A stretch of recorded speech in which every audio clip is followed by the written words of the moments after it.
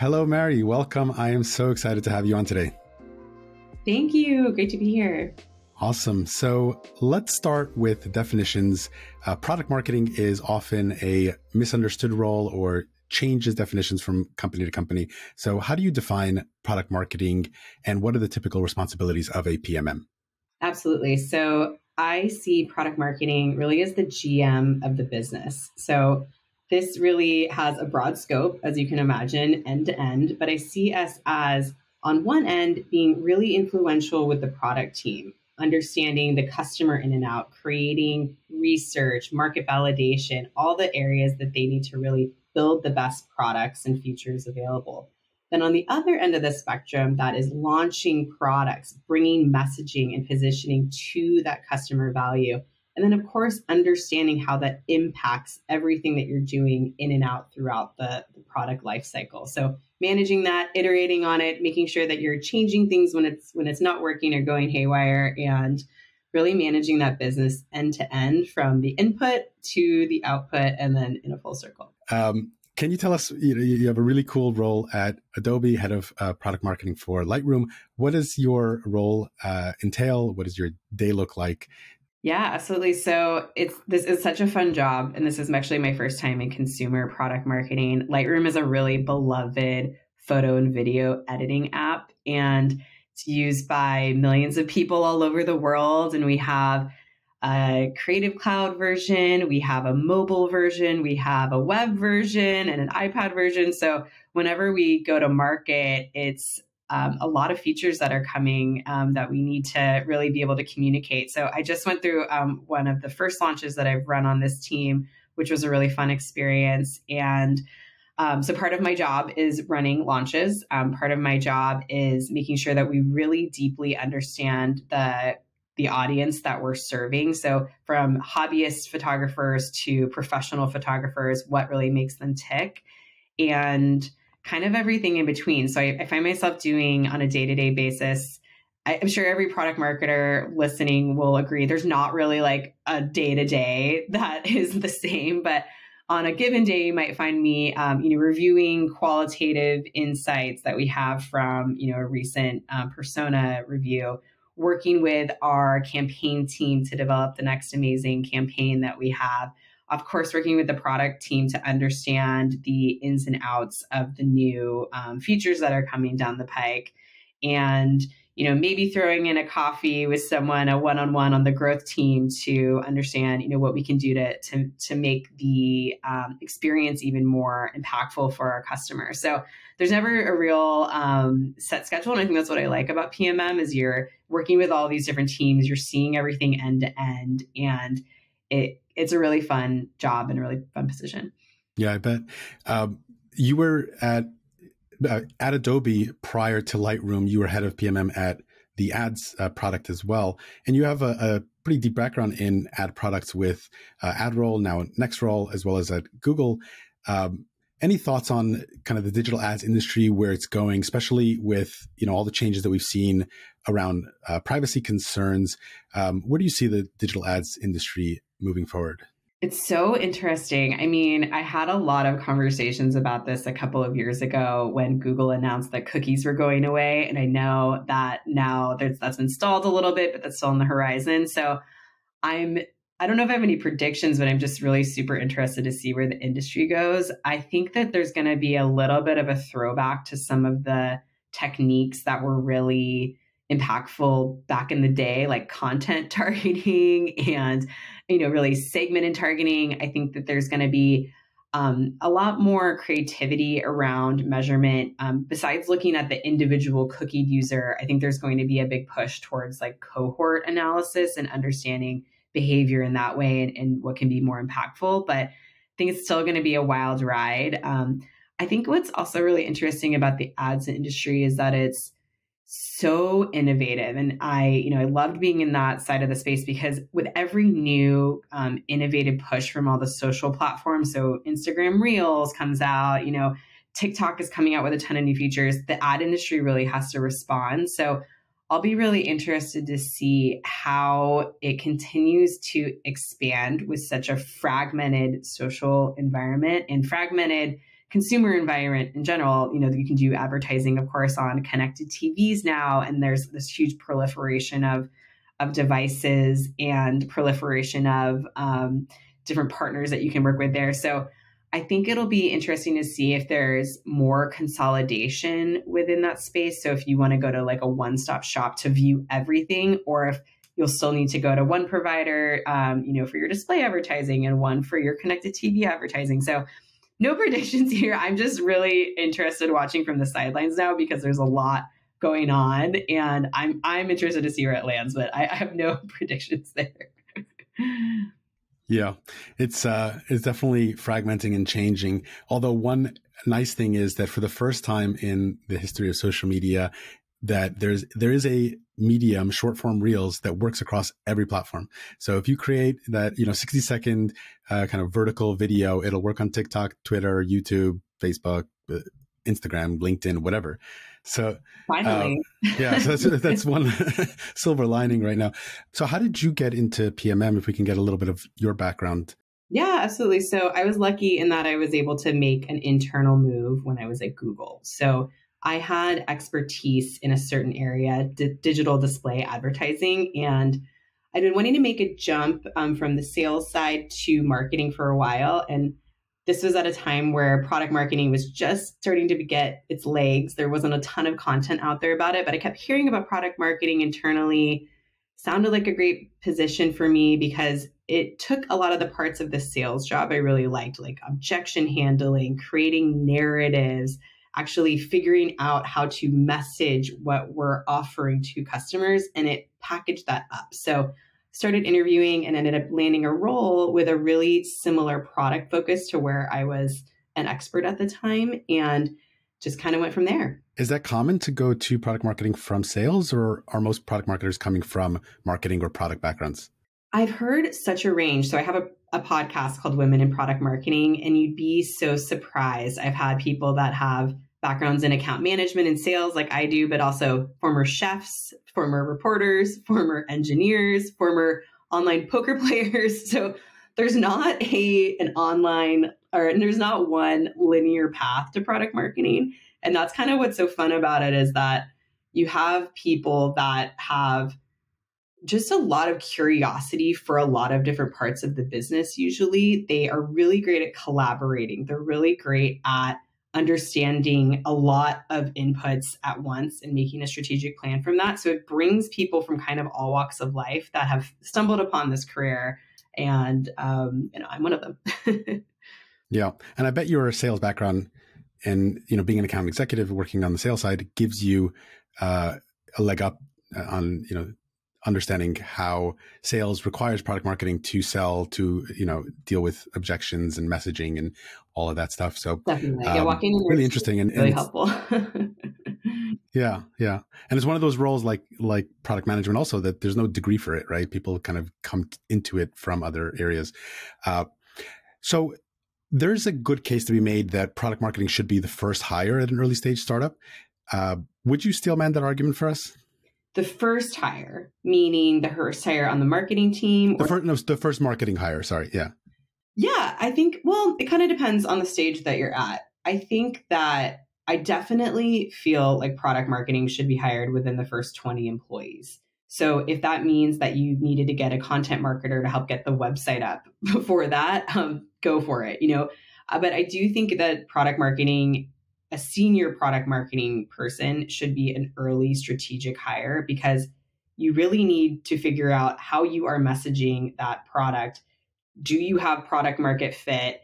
If not, what will it take to get us there? Hopefully you do. And that's why you're expanding and hiring a product marketer at that point. But I do think having it as a really early hire. I think it depends on the business, though, if you need it to be the very first marketing hire, because sometimes there are other things you just need to get stood up.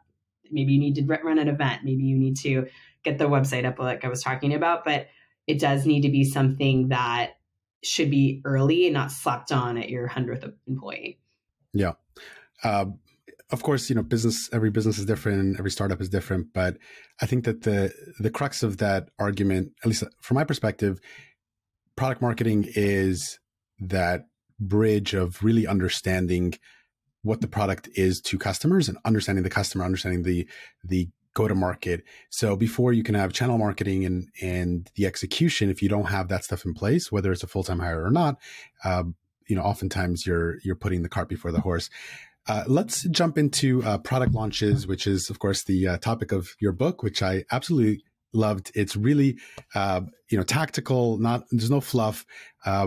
Really useful to marketers and founders as well at any stage. So, what are the key elements that you believe make up a successful launch or lead to a successful product launch? Yeah, absolutely. So I think one of the main things is just really making sure that you have your DC really figured out. So driver, accountable, consulted, and informed. Who is on your launch squad can make or break your team and make or break the execution of this. I think secondly, really getting that strategic plan in order and then shouting it from the rooftops, being really clear about what you're doing, what the channels you're impacting, how you're measuring it, and speaking to it as much as possible. And then third, and I think what's a really tricky point for a lot of new product marketers in particular is nailing that launch timing. So, once you get that launch date on the calendar, and hopefully it's around something that can be a bigger bang, like a customer event or, some release that really makes it connected in a meaningful way for your customers. How do you stick to that launch date and not slip? And how do you make sure that it has the most momentum as possible? So those three things are really the foundation, I think, of a successful go-to-market. Cool. Well, I'd like to drill into all three of those, but let's start with the first one. You said Daisy. I'm used to hearing Racy. Is there a big difference between those, or it's a rebranding? No, it's whatever you want to say. I think I called it racy in the book, but responsible instead of driver. So same. Okay, but the point there is to make sure that everybody has a role. Everybody on the team knows who's responsible, who needs to be involved in decision making, who needs to be informed. When it's a smaller team, it's a little bit easier, but people also, I think, take for granted at the early stages, like communication just happens by itself because we're a small team and we can just, holler across the room or post it in Slack. But even at the small scale, at the early stages, oftentimes things get overlooked because there isn't a good structure for that communication. And I think that's something that you emphasize a lot in the book is, I think you prescribe that 20% of your time is spent on internal communication. And maybe that's not necessary at the smallest stages, but certainly don't overlook that. 10%. But yes, I think it's even more meaningful at the smaller stage companies, actually, because often at those small companies, you have the ear of the CEO, you have the ear of the CMO. They need to be in lockstep with what those launch channels are that you're going after, and they need to be really on board with it. So I think that it's really critical at any stage company. Right. 10% instead. Sorry. The timing component that you mentioned, one of the springboards or launch pads for startups is oftentimes events. So industry conferences, South by Southwest. And sometimes it's those platforms like Product Hunt, Kickstarter, things like that. Any specific considerations when you're dealing with a launch of that kind? Of course, if it's an event, there's a hard date in there, but any other considerations or advice as relates to those types of launches? Yeah, it's definitely a double-edged sword to launch at an event. And I've had a lot of experience launching at customer events. So I think that that's where you can get the most bang for your buck. If you have an existing customer event that already has your audience, you already have the machine set up for press, for all the other activities. So that if you have that I think is the best option to do. I think launching at bigger events like South by Southwest that you mentioned can be a little tricky because there's so much noise happening there. So you'll need to find your really unique angle and your audience and make sure that they're going to be available to receive the message when there's a flood of potential other messages coming up, like CES. There's always, this flood of information coming out. So just making sure you have a unique hook and you can understand how not, the mass market is going to receive your launch, but maybe how your specific audience is going to get it and how it's going to really cut through the noise. I think the thing that can be really motivating for some product teams, but also can be a big detractor, is having a launch date tied to an event.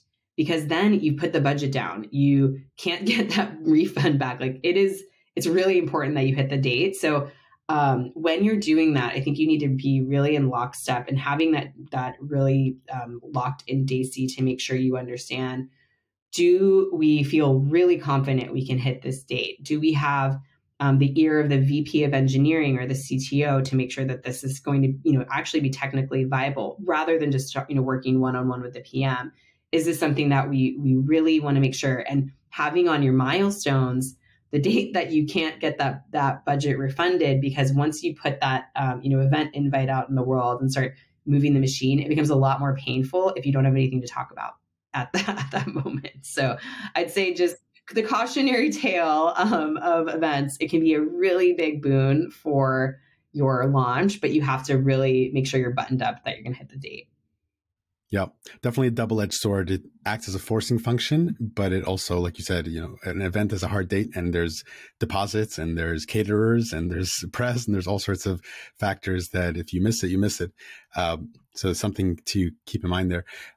What's the relationship from your perspective between go-to-market, GTM, and launches? Are they one and the same? They're often used interchangeably. What are your thoughts there? Yeah, so I think go-to-market is definitely a broader term that can be defined by your audience. So how are you going to market on a more consistent basis with your always-on product marketing to that specific group? You can create a go-to-market strategy that has several touch points. And a launch to me sits within that. It's one of the moments of the go-to-market strategy. So it's one compelling moment that might drive the go-to-market strategy for the year that really has everything buttoned up, your positioning, messaging, your target audience, all of the channels you want to activate on. But I see the launch as a moment and the go-to-market as more of an over-encompassing strategy. I agree with you on that. It was kind of a layup question because people mistake launching with go-to-market, but launch is one component of your go-to-market. And there's lots of other pieces that need to be put in play. I talked to Derek Osgood from Ignition a couple months ago on the podcast, and we talked about launches, and he said the most common mistake that startups make as it relates to launches is just not launching, that they don't take advantage of the opportunity you have with product launches, and they just assume that their customers and their target audience is paying attention whenever they release features. Do you see similar with startups? I know that your in-house experience right now is at a much larger enterprise, and we'll dive into that as well. But for our audience, early stage startups, and you've done consulting and you've worked at the earlier stages, do you see that as common that startups just aren't launching, and why do you think that is, and what can they do differently? Such a good point. I love how he framed that. And I'll give an example. I think that that's totally accurate. So I joined this company called Social Chorus before I worked at Adobe. Really brilliant people, about 100 folks, and a product team that was shipping. Like every 2 weeks, there were new features coming out. And when I got on, there was kind of like a backlog of things they've never talked about for the past 6 months. And it's just because they didn't have the capacity. They were moving so fast. They didn't have the time to slow down and say, how are we going to communicate this to our customer base? So they were kind of doing one-off things. Like they'd send an email every time a feature launched, or like an in-product notification or something. But what I decided to do is take the launch backlog that we had. It was about 12 features that were really meaningful and impactful to the customer, and bundled it and came up with some great messaging and made it into a launch moment, a proactive post-launch moment. And we pitched it out to several trade pubs. It ended up getting a ton of press. We were able to talk about it to our prospects, write a blog about it, do a lot of activations, and it kind of made this moment. And that's when the team, I think, really realized the power of launching, that, oh, wow, if we're really thoughtful about this, it can actually think through the messaging and the strategic direction of what we're doing and tell that story out into the world our customers will come along for the journey and we'll get more prospects interested. So I think I think sometimes they don't do it because they don't know they can, or they don't have the resources, or they're just, moving so fast that it's like, oh, we didn't even think about how to pull this all together. Yeah. And one thing that stuck with me from what he said in our conversation on the topic, and you go into it as well in the book, is the difference between launching and releasing. So you mentioned at Social Chorus that the product team was shipping, and that's awesome. Good startups ship, but just because you're shipping product doesn't mean that you're launching. So the difference between releases and launches, lots of releases can be packaged together into a launch, for example. And also you talk about tiering in your book. If you can kind of break that down as well, because I thought that that's really important, thinking about your launches in some sort of tiering structure. Yeah, absolutely. Yeah. A release is it's available. A launch is you're doing something about it. You're making that moment happen. Yeah. And I think tiering is so powerful. At every company I've worked at, we have enabled a tiering system. So just, you can name it whatever you want, but the TLDR is that there's the highest level, the large launch, of your platinum launch. That's usually a new feature, something that's really impactful or game changing to your audience. Then there's a medium sized launch that maybe doesn't have all the bells and whistles, but is still really, something a lot of customers have potentially been asking for. And for that, you might do blog posts in customer communication, but you're not going to do the full press, the full event for that level. And then your minor launches or your small launches are really, they can be a button color change or a bug fix or things like that. And often I like to bundle those and package up any of those that are really meaningful with some of the other tiers to make a story. But that's when you can have release notes, or that's when you can have in-product notifications or notifications to a subset of customers that this will really affect. But those aren't the ones that you need to shout from the rooftop. So I think a good way to go about it is to just, write out what your launch activities could be. Write out, examples of, your large, medium, and small, and then kind of make that impactful for your business. So you're not running around treating every bug fix at the same level you would a new product launch. It's just a way to make sure your resources are really prioritized. Right. Large, medium, small, gold, silver, bronze, call it whatever you want, but have some sort of differentiation into what you're presenting out into the world. Can we get a little tactical on that? Because it's such an important point. First of all, how often would you do a tier one launch? Is that, once a year? Is that once a quarter? Also, what are some of the tactics that you might associate with a tier one launch versus, you mentioned some of the tactics on tier three? A press release, is that a tier one thing, a tier three thing? And, of course, it differs, but just kind of painting in broad strokes so people can understand and use that for their strategies as well. Yeah, definitely. And not to confuse everyone, but you might even add a tier 0 or your platinum level above all of this that happens once a year. That's like literally everything you got going towards one launch. So you might even have this upper level, but generally I say tier 1 is about once a quarter. Tier 2, you can do twice a quarter max. And then tier 3 can be as often as you ship. And then within that, so thinking about tier 1, that's the press release, that's the sizzle reel, that's every communication channel that you can utilize. Tier 2 is just that paired down with a little bit less of the focus on press. You might not do press for tier 2 unless it's something that you're bundling. You probably wouldn't put extra marketing dollars into any creatives or anything like that. And then tier 3 is really you're going to be as efficient as possible with those. So you could use launch notes to, keep your customers in communication. You could do a release email that bundles these up once a month, something like that makes sure customers know about them, but it's definitely not to the rigor or to the level that you would those other launches. Right. And just going back to events, since we talked about it earlier, those are often associated with like a tier 0 or tier 1 launch. Like, think about Apple with their developer conference or the Adobe Summit and those kind of big events where you can really make a splash and leverage the attention that you're getting and the customers that are there. Can you talk about the role that market research and customer feedback play into the launch process? And I think this is going back to kind of, we talked about earlier, launch being a piece of go-to-market. And of course, go-to-market and your marketing strategy starts with the customer. So what are some of the components that you've seen, again, breaking it down for early stage founders and small marketing teams at early stage startups? Yeah, absolutely. So I think market research and customer feedback is so important. And that's where PMMs can actually deliver a lot of value because as we've talked about, product is often running so fast. They're working on building things. Sometimes they don't have time to do as much of the customer research that they'd like to. So this is where PMM can help either working with contractors to do the research or running interviews themselves, running quant surveys, things like that. But I think for every launch, you as a company need to decide, as part of your milestones, how much research and how much customer feedback you want to get in order to move through certain gates.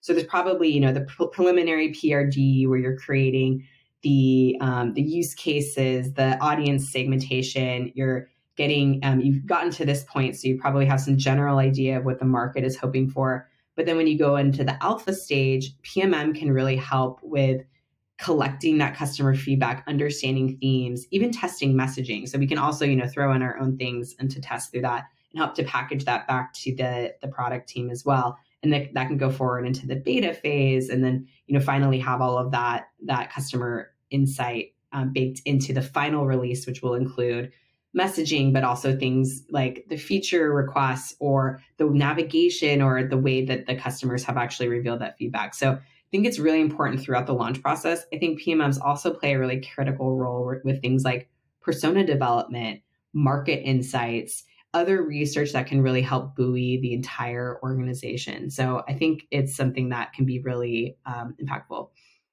I totally agree. And the one thing I'll add, though, is that not all startups have necessarily a PMM. Sometimes it's a marketing generalist that's wearing multiple hats, and sometimes it's just a founder. But those key components that we talked about, talking to customers, doing the research, creating the personas and aligning the messaging with that, somebody's got to do it. So whoever's there, take that and run with it.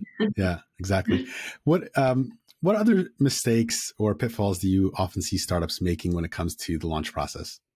Yeah, there's a lot. I jokingly say I want to start a podcast just called Launch Fails, where we all talk about like the launch fails that we've had, because if you haven't failed in a launch, you probably haven't been doing product marketing long enough is what we talk about.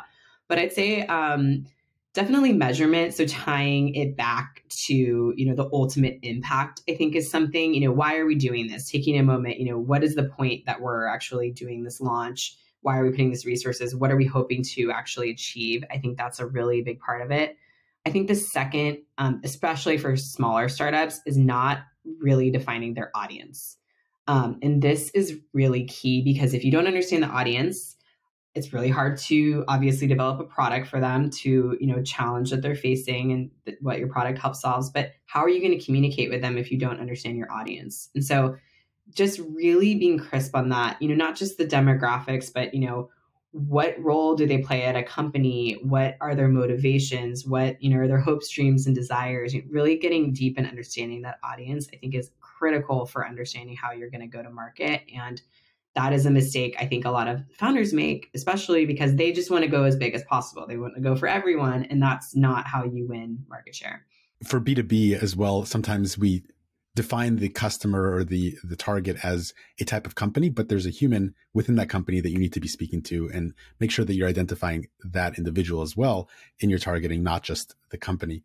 You mentioned metrics, and I've heard you give a really relatable anecdote about one of your first launches at Google, where you had done all this work and gotten a bunch of press and social media excitement. And then at the end of the day, your VP asked, so what? Like, what did we accomplish here? What are some of the key metrics that startups should be thinking about monitoring, measuring during the launch process and post-launch? Are there specific metrics tied to the launch that are true for all startups, most startups? How do you recommend startups think about metrics and data when it comes to launches? Yeah, definitely. So I think about it in a couple of different ways. And obviously it's a little bit different for consumer marketing versus B2B marketing. But for B2B marketing and consumer, I'd say ARR. Ultimately you want to see, did this have a revenue impact for you? On the B2B side, I usually look at two things. One is sales pipeline. Does this impact the sales pipeline? Are we able to get more conversations on the books because of this launch? And so looking at things like white paper downloads, webinar attendance, even like contact fill-in forms. Did that actually lead to more meaningful conversations that our customers or our prospects were able to have with the sales team? And then following that down the pipeline, of course. And so if you have MQL tracking, this is one way that you could do that.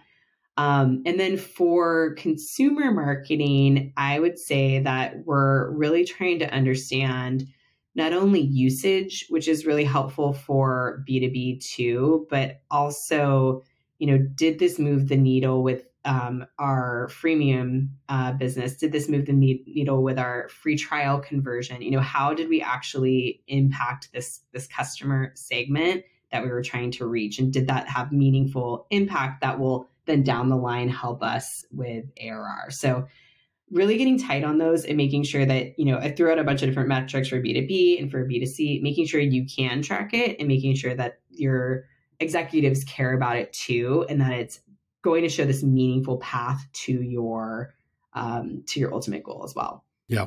And it sounds like there's not necessarily one specific data point, although usually things tie back to revenue ultimately, but it sounds like the key thing is to be thoughtful about it ahead of time, know what the goal of the launch is, and therefore tie a metric that will measure, are you achieving that goal? And being rigorous about having that check-in and not just like, okay, we achieved the launch, we're going to have our launch party and then forget about it, that have that post-launch check-in and measurement to see, how are we doing and what can we learn from what we did, right? Yeah, absolutely. Can you share examples? You talked about launch fails and agreed, every launch has some fails, whether the customer sees it or not. Internally, what went wrong. But let's flip the coin and talk about successful launches, whether you've been a part of them and if you could talk about it, or just launches that you've seen that stood out to you. Can you share some examples? One I saw recently that I really liked, and I'd love to have the budget for this also, was Instacart. So they went to market with a brand new product suite in the fall.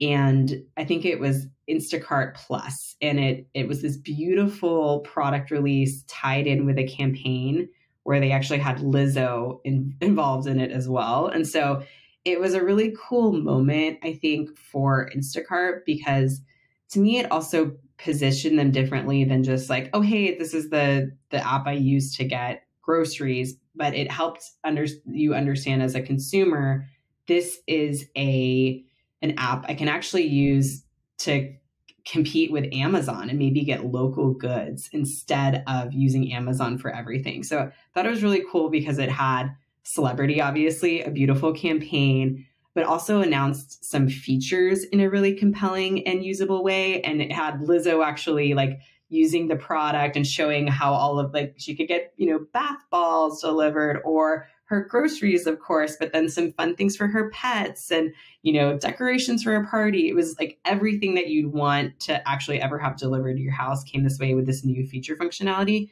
And I just thought that was a really brilliant tie-in with campaign marketing, product marketing, and I'm sure they had, a lot of energy put behind the product rollout too. And I just thought that was a really great moment.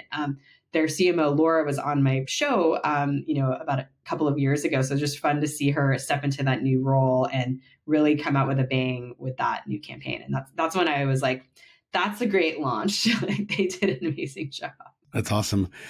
Unfortunately, though, we can't all afford Lizzo. So for startups with limited budgets, what are some cost-effective ways to promote and market a launch, either to generate pre-launch buzz or just for the launch itself? Yeah, definitely. So I'd say, use your existing channels. You hopefully at your startup have a few channels that you've understood are working well for you or that you're growing. Email, do not forget about email. It's highly impactful.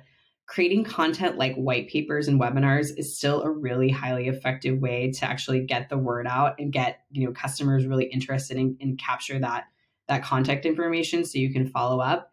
and then having kind of like a lighter scale event. So one example of this, when I was at AdRoll, which is now called NextRoll, it was about a 500-person company. We had a really successful launch for our company called Prospecting, which also helped us reposition from one-trick pony retargeting into this full suite of performance marketing. And we did that by utilizing all of the existing channels that I just ticked off, but also we had a smaller customer event, about 100 people, that we were really able to elevate. We captured a lot of customer stories at that event. We did a press release around it. We really made it seem like it was this huge, big deal. And then we also use that moment to do a brand refresh, which isn't necessary, of course, for every launch, but because it was repositioning, we had an internal creative team that helped us do that. And you could work with a vendor to do that too. And that might be getting into more budget land, but the point is, utilize your existing channels, whatever you end up doing, shout it from the rooftops and give everything more legs. Give it more momentum than it is just on its own. How do you make that event live on? Can you record anything that you're doing webinars with the founders and have that be an on-demand artifact that lives on a website that people can give their contact information to download? Doesn't just have to be this launch moment. How can you repurpose a lot of the launch elements that you're creating to then have this more holistic go-to-market strategy that we've been talking about? Yeah. And, so, with creativity, sometimes your budget can go farther than what you have in terms of the impact. So whether it's, some creative video that might go viral or get some play on social media. Another thing that I think you mentioned is leverage the customers that you have. So if, for example, you launch something in beta and now you're launching it publicly, get some case studies of those beta customers and the successes that they've seen, publish those along with the launch. And of course that, testimonial and that social proof really goes a long way in promoting the product.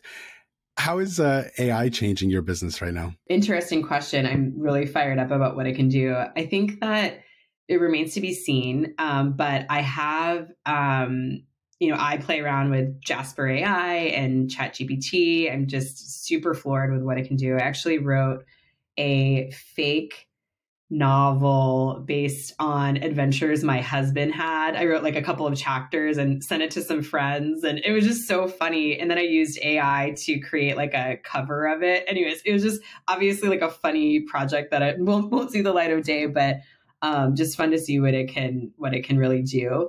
I think as far as our industry, I've been having a few conversations about that about product marketing.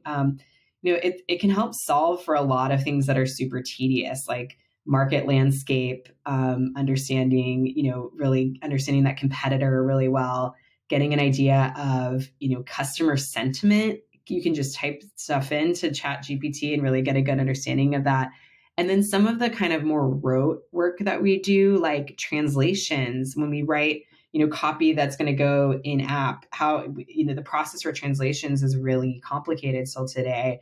Can AI actually help with some of that more rote? But I do still think that there's going to be a really important part for PMMs to play in terms of developing the strategy, really understanding the customer really well, and helping to create that overarching strategy that AI can't take away. I think it's just going to help us elevate because it'll take away some of the more rote work that we won't have to do anymore. So that's my hope for it. I did do a recent poll on LinkedIn, and I asked everyone if they're using AI for their work already, and only 4% of people said they were not, or not thinking about it. So that was pretty telling that a lot of people are already using it in some way, shape, or form.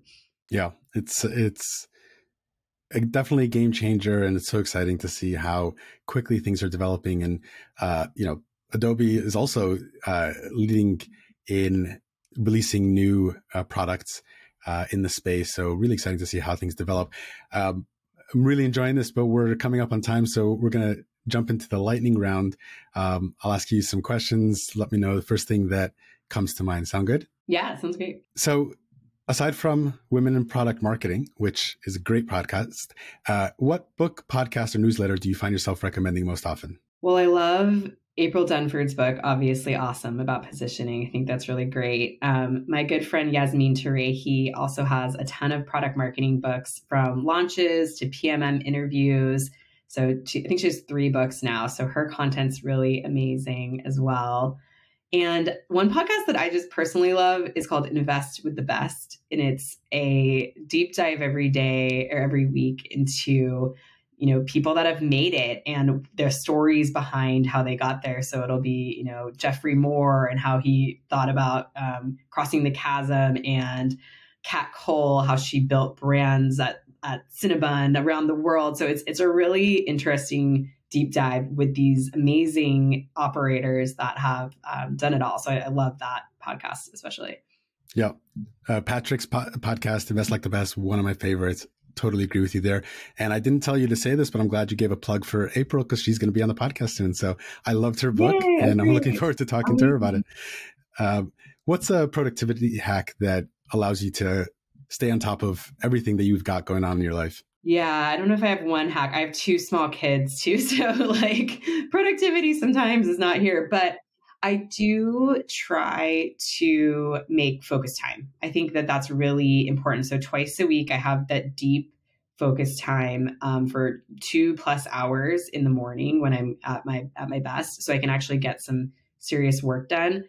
And then also, especially now that I'm a mom, I've found that it's really important that I spend about 30 minutes in the morning to go on a walk or do something where I'm actually not listening to a podcast. I'm not typing. I'm just out and not thinking about any of that. And I think that actually, even though it takes away from the time you could be doing something else, that's really helped me to be centered and to be able to be my best for everything that comes your way during the day.